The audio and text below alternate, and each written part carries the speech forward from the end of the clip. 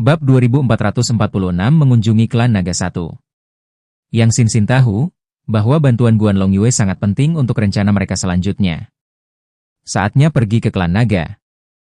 Zhang Yi menarik napas dalam-dalam, matanya dipenuhi emosi. Aku masih ingat 3 tahun lalu, saat pertama kali aku pergi ke klan Naga.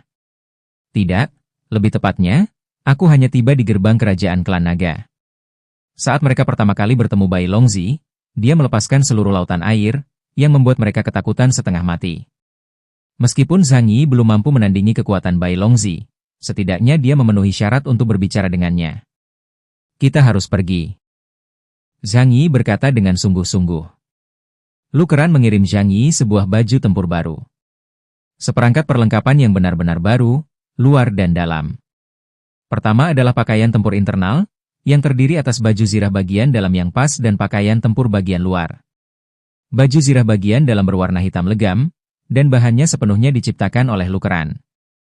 Material yang tidak ada di alam ini bertransformasi dari ketiadaan. Material ini sangat kuat, memiliki suhu konstan, mudah bernapas, dan tidak akan merusak kulit. Lebih dari itu, mengenakannya dapat meningkatkan kebugaran fisik dasar. Bahan itu diberi nama olehnya, dan disebut Lu Metal. Ini sesuai dengan Yi Metal, milik Zhang Yi.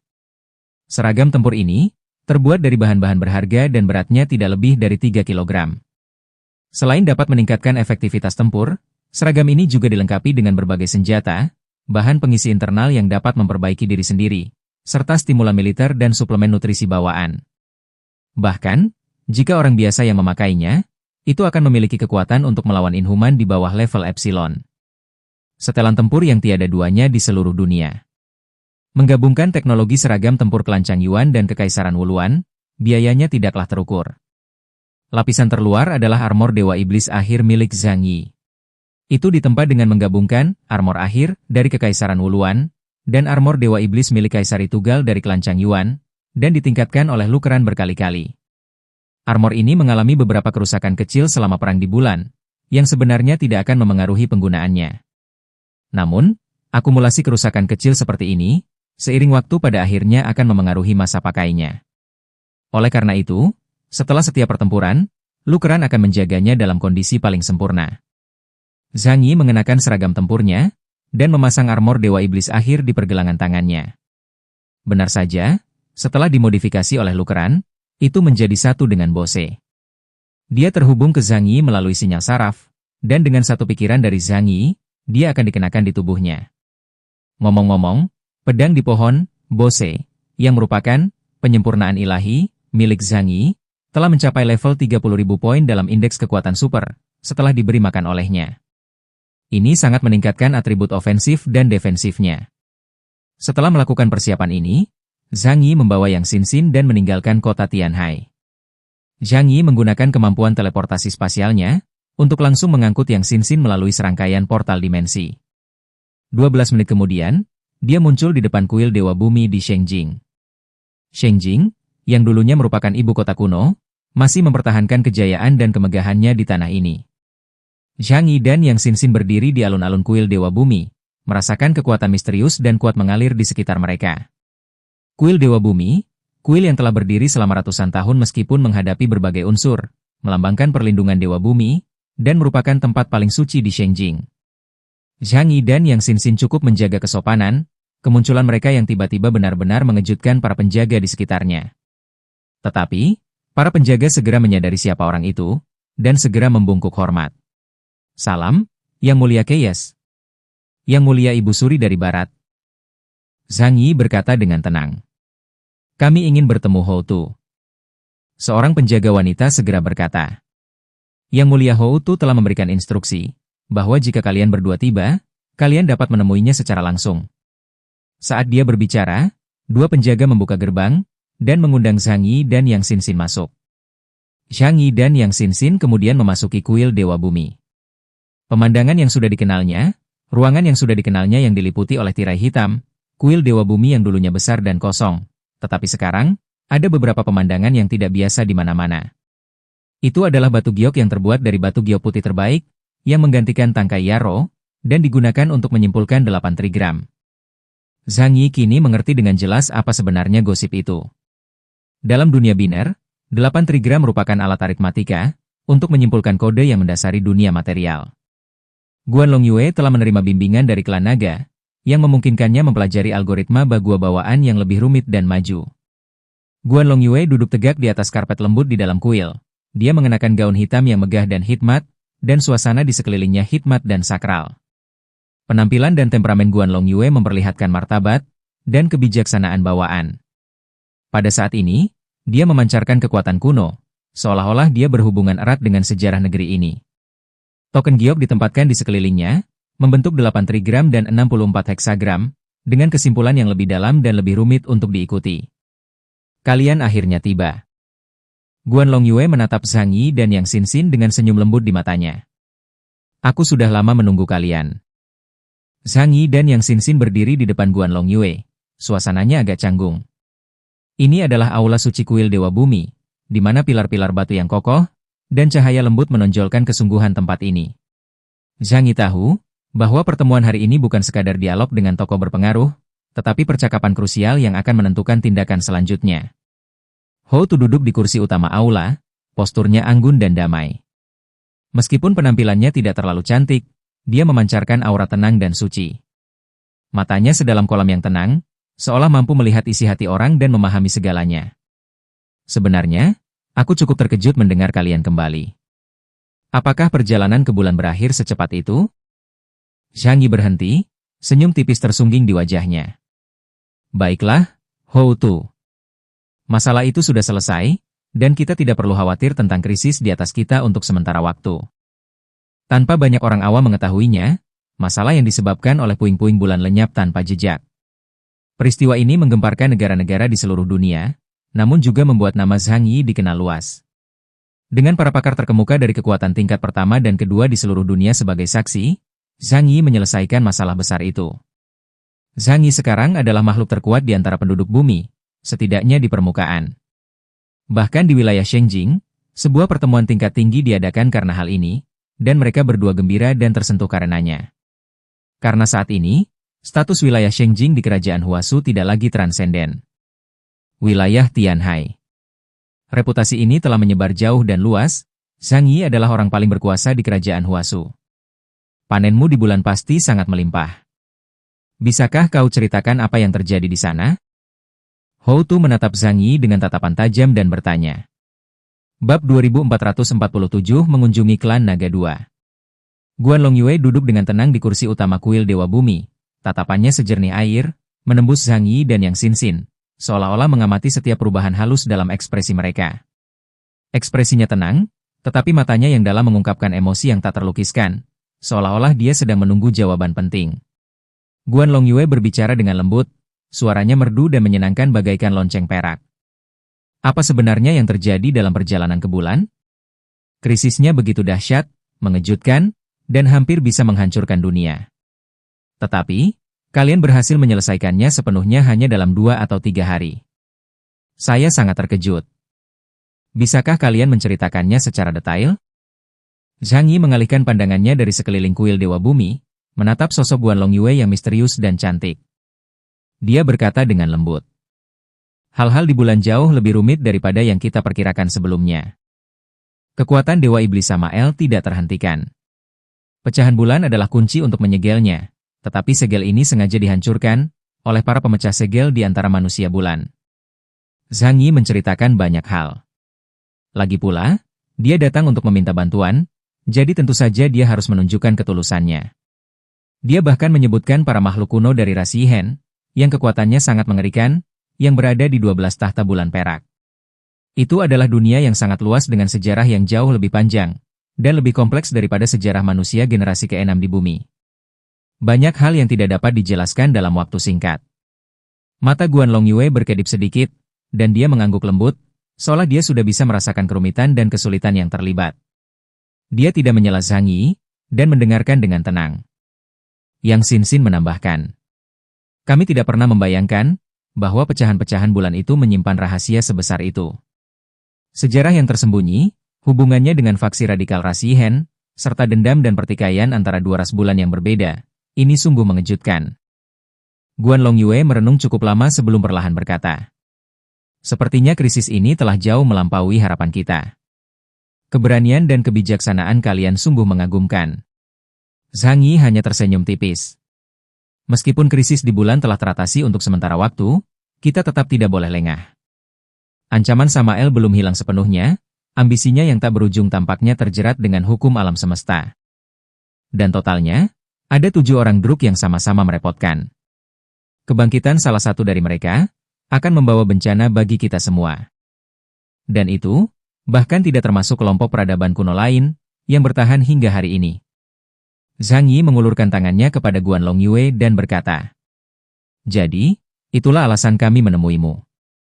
Bahaya semakin mendekat, dan nasib kerajaan Huasu akan semakin sulit. Kita harus menemukan kekuatan yang cukup kuat untuk melindungi kita.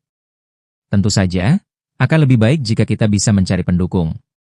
Tetapi jika itu tidak memungkinkan, membangun hubungan baik dengan mereka dan mendapatkan lebih banyak informasi, selalu merupakan hal yang baik." Guan Longyue menatap Zhang Yi. "Jadi, apa yang kau ingin aku lakukan?"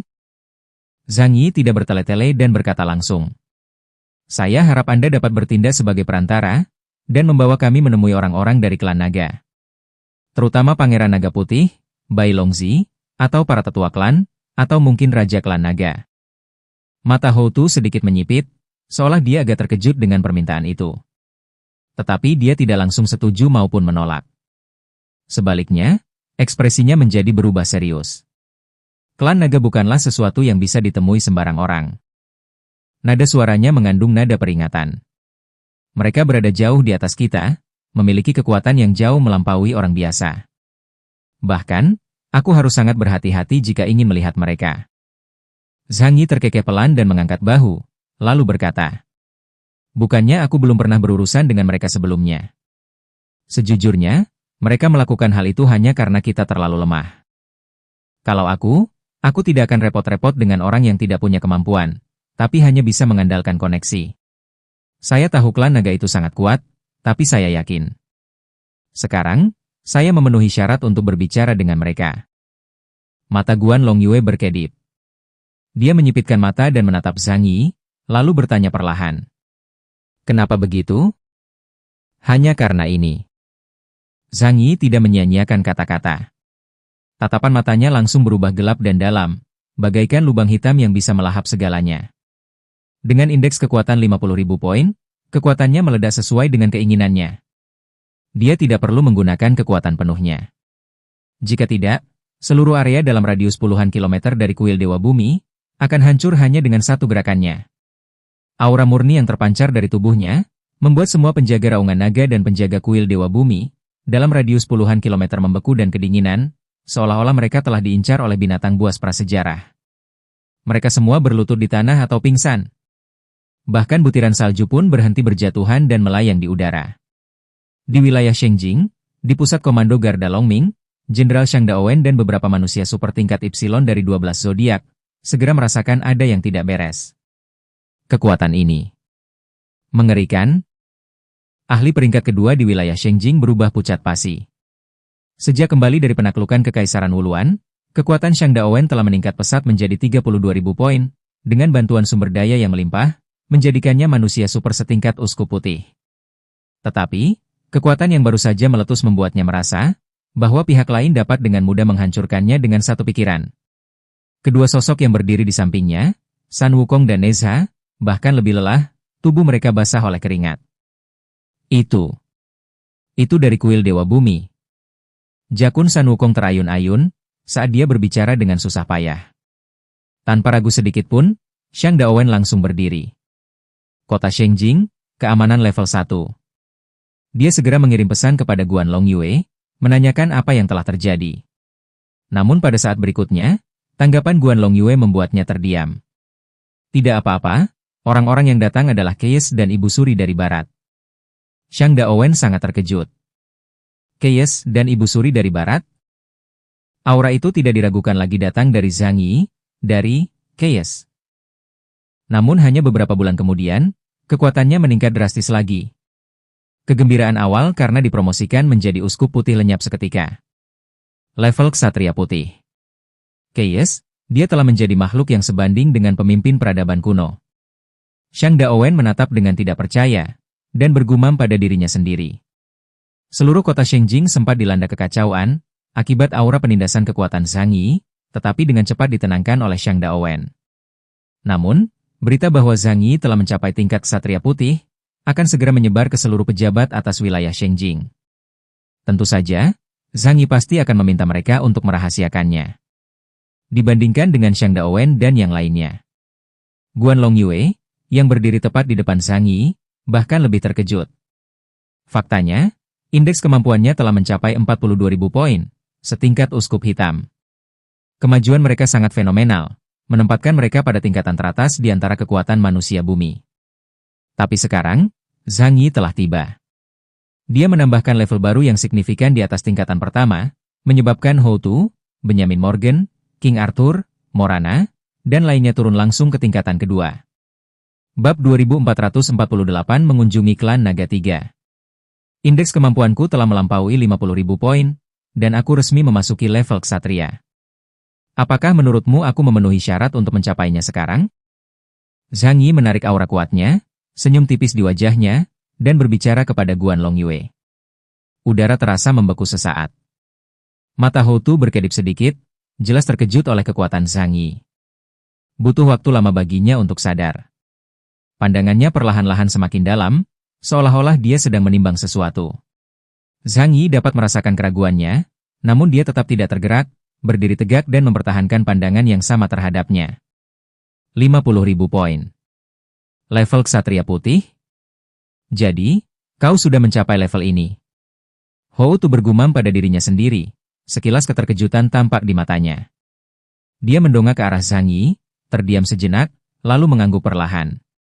Kekuatanmu memang melampaui ekspektasiku. Bahkan, melampaui kekuatan banyak pemimpin peradaban kuno. Dia tersenyum tipis, cahaya misterius muncul di wajahnya. Kalau begitu, aku bisa mengajakmu menemui Yuan Mo. Yuan Mo? Jantung Zhang Yi berdebar kencang. Dia langsung menyadari bahwa nama yang dibicarakannya itu luar biasa. Apakah dia dari klan naga? Dia adalah makhluk di antara para naga, tidak hanya kuat tetapi juga cukup bijaksana.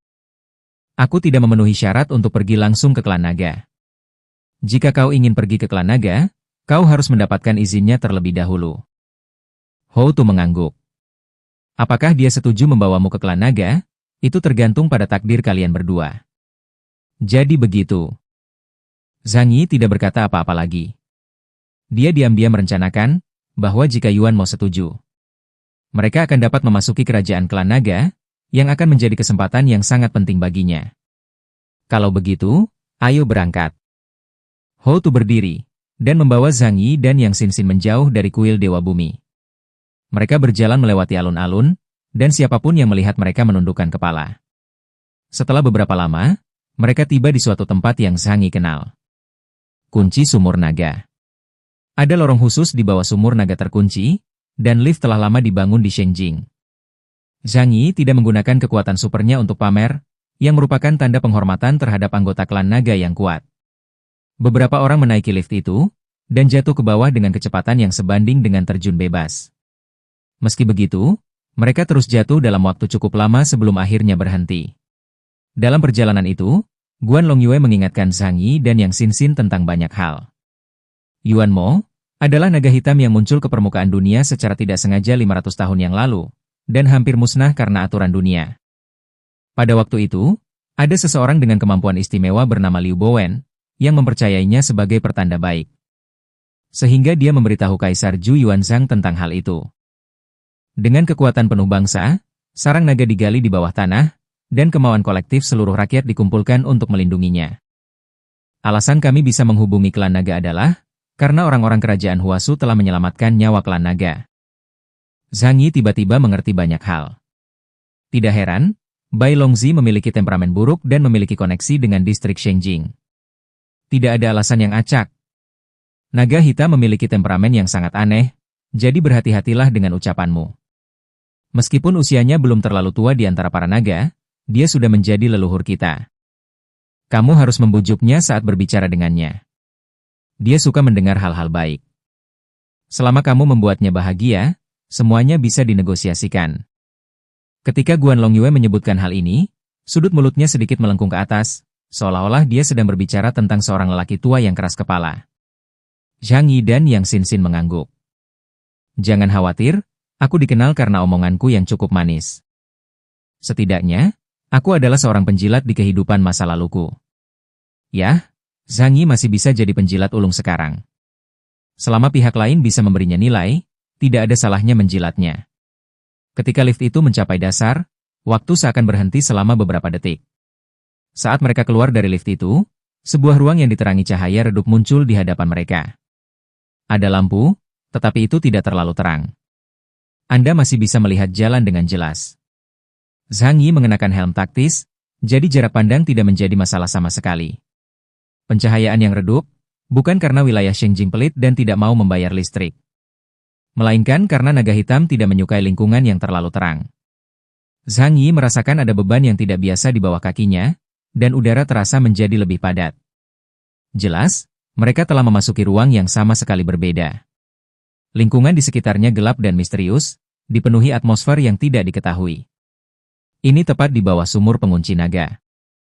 Suara Hou Tu terdengar dari samping. Naga hitam Yuan Mo ada di sini. Dia hidup menyendiri dan tidak mudah menghubungi orang luar. Zhang Yi hanya mengangguk, tatapannya tertuju pada gua suram di depannya. Gua yang dalam itu membentang menembus lereng gunung, seolah mengarah ke bagian terdalam bumi.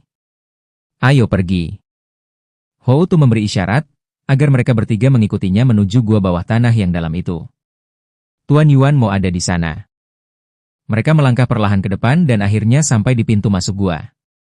Tatapan Zhang Yi langsung menajam, dan dia bisa merasakan aura tak terduga yang terpancar dari dalam gua.